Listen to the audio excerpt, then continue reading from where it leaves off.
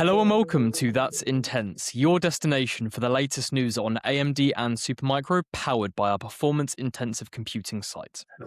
My name is Matt Harris, and joining me today is Peter Krass, the editor of Performance-Intensive Computing. Peter, let's just jump right in. What are low-power CPUs, and why might you want them? Right. Well, as the name implies, they require less electric power than some of their bigger brethren.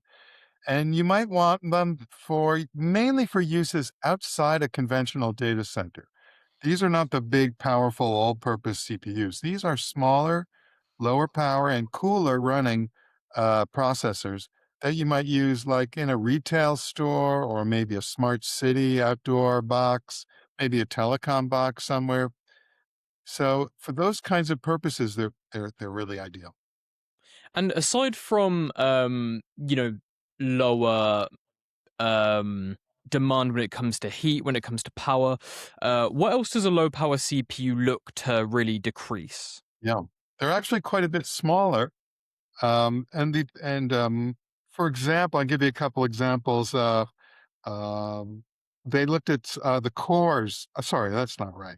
The the reduction in the die area is about 35%. It's 35% smaller. The socket is about 20% smaller, so that's a big deal. I did mention the cores before, and that's part of it too. These are just smaller. They have about a maximum of 64 cores. The really big AMD processors get you up to 128, so it's double. So we're talking about a smaller thing, but it also uses a lot less power. The way this power is measured is what they call a thermal design power, TDP. It's just a number. And some of AMD's, the 8004 processors, these are the low power units, they go at about 90 watts.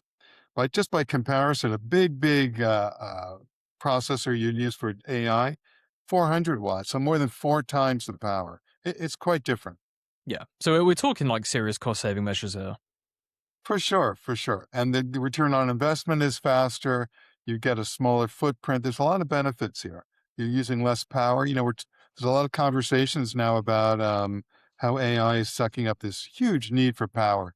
These sort of processors are doing just the opposite. They can get away with less power.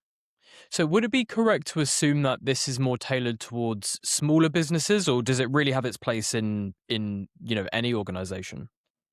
I would say any. Certainly, it does appeal to smaller businesses just because they tend to have smaller IT budgets and they're looking for a faster return on investment. But a Walmart or a Tesco could also want to use these kind of processors. Certainly, at their retail locations, a smart city might use it. So I think the size of organization doesn't matter so much. Main point is these are designed for systems and they're not used in a traditional data center. Okay, got it. So you've talked about some of the benefits there. We've talked about cost, power saving, space saving as well, which is a big one, and the demand is clearly there. So what is next for the space? Well, the big thing is we know about is back in February, AMD said they were going to announce the successor to the 8004 series of processors. The new one's codenamed Serrano. All the AMD processors get named after Italian cities. And it's supposed to come time in the second quarter, so that's by the end of June. I don't really know much more than that.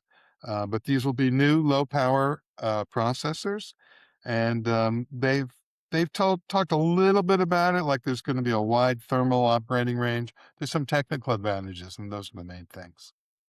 Got it. Peter, thank you so much for joining us today, and thank you Pleasure. to our audience for watching as well.